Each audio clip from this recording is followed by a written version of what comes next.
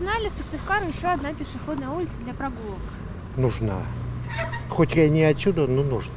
Да, желательно. Мне этих вполне достаточно.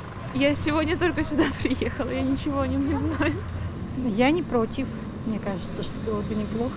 Конечно, обязательно. Нужна. Где бы вам хотелось? Во дворе. Во дворе у нас вообще плохая очень площадка.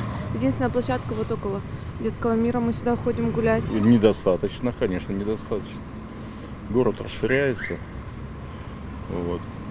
Необходим дополнительная площадь каких-то. Где-то, их оборудовать надо еще, кроме того. Не просто вот так какая-то поляна, а так вот, чтобы она привлекала население. Да, я считаю, что нужно. А где вы ее хотели видеть? Везде.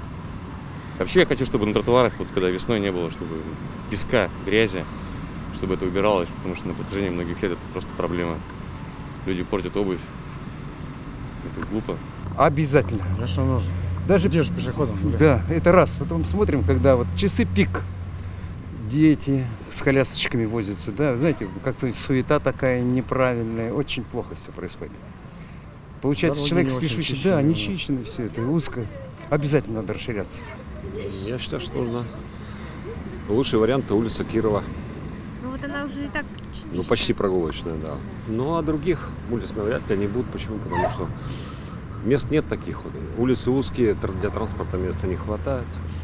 И поэтому я считаю, что вот единственная улица есть, а дополнительно, если где-то будут построить, это будет очень хорошо, конечно. Так как у нас город очень молодой, я думаю, что она необходима для прогулок, это обязательно. Мамы с колясками, дети, очень много учебных заведений. Я думаю, что у всех желание появится прогуляться по свежему воздуху.